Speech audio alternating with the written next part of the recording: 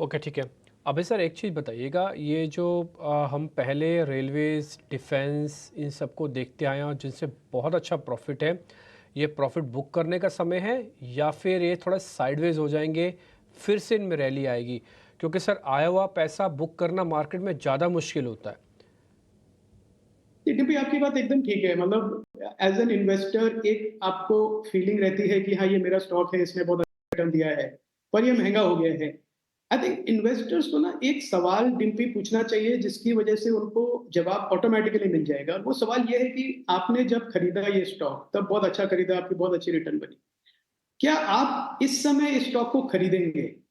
और अगर आपका जवाब नहीं है, आपको लगे कि नहीं ये तो बहुत महँगा है, अब तो मैं नहीं लूँगा। दूसरा सवाल ये होगा कि अच्छा ये स्टॉक 10% गिर जाएगा, फिर आप खरीदेंगे और फिर भी जवाब ना रहेगा। तो मुझे लगता है फिर इन्वेस्टर्स का डिसीजन बहुत सिंपल होना चाहिए कि उसको एग्ज़िट करके या पार्शियली एग्ज़िट करके, मैं नहीं कहता पूरा निकल जाए, पर थोड़ा प्रॉफिट बुकिंग करके या तो उसको थोड़े दिन कैश के लिए 3 महीने तक कैश में होल्ड कर लें, या फिर थोड़े डिफेंसिव बेट्स या लार्ज कैप बेट्स में चले जाएँ, जहाँ पे ऐसा समय आए कि एक अगर शार्प करेक्शन है मीडिया स्मॉल कैप्स में, तो उनको उतना नुकसान ना हो।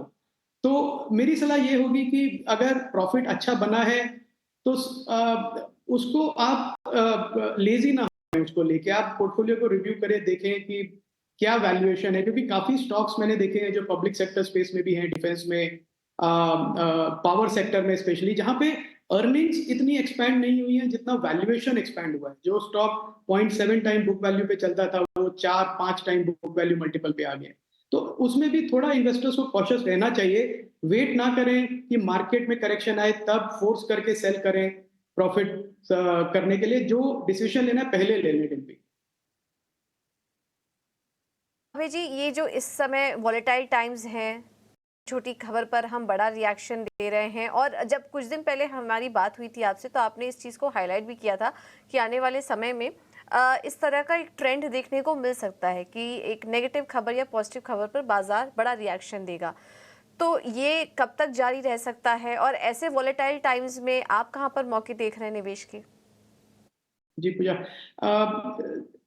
देखिए क्या हो रहा है कि मार्केट बहुत लिक्विडिटी ड्रिवन है। 2 चीज़ें हो रही हैं मार्केट में जो मैंने नोटिस करी हैं पिछले 6 महीने से, और स्पेशली पिछले 3 महीने में, और इंडियन मार्केट ही नहीं, मैं कहूँगा ग्लोबल मार्केट्स। और वो ये हो रहा है कि शार्प रिएक्शन, जैसे आपने कहा, छोटा भी न्यूज़ आती है 2-3% इमीडिएट मार्केट करेक्शन आ जाता है या ऊपर चला जाता है। ये लिक्विडिटी ड्रिवन रैली है, मोमेंटम बेस्ड रैली है, और फॉल्स हैं। अब जैसे आपने जापान में देखा, एक दिन इतनी मायूसी छा गई, जापान की येन कैरी ट्रेड अनवाइंड हुआ, जापानीज़ मार्केट इतना बड़ा डेवलप्ड मार्केट एक दिन में 13% गिर गया, और अगले दिन रिकवर हो गया 9%। तो इस तरह की वॉलेटिलिटी मार्केट में पूजा इसलिए है क्योंकि मोमेंटम ट्रेडिंग और मशीन बेस्ड ट्रेडिंग जो है, जो ग्लोबल हेज फंड्स चलाते हैं, वो एट इट्स पीक है।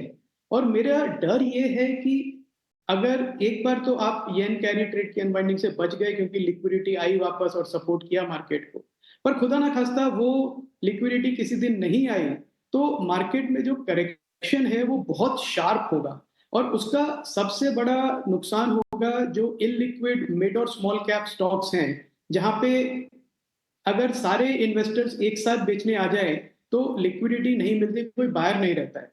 तो मेरा डर ये है कि जिस तरह हमने देखा था जनवरी से मार्च 22 का समय, जब मिड कैप और स्मॉल कैप्स की काफी पिटाई हुई थी, वो एक सिचुएशन वापस बन सकती है अगर फिर से ग्लोबल लेवल पे लिक्विडिटी अनवाइंड होगी। तो एक मेरा डर वो है। और जिस तरह से आपका दूसरा सवाल, हम क्या कर रहे हैं, मैंने कहा जैसे डिफेंसिव मेरी बाय रिकमेंडेशन नहीं है, पर हमने मॉडल पोर्टफोलियो में इंश्योरेंस को ओवरवेट किया है, फार्मा को पहले ही ओवरवेट किया था, अच्छा परफॉर्मेंस दिया है। बैंक्स में हम अंडरवेट हैं, हमारे पास कोई भी अभी बैंक नहीं है पोर्टफोलियो में। आईटी में हम अंडरवेट हैं। तो और उसके अलावा एग्रोकेम में हम ओवरवेट हैं, क्योंकि मुझे लगता है कि एक सरकार का पूरा फोकस है सपोर्ट करने का डोमेस्टिक फार्मर्स का। तो ये 3 सेक्टर्स में हम ओवरवेट हैं और 2 सेक्टर्स में हम अंडरवेट हैं मुझे।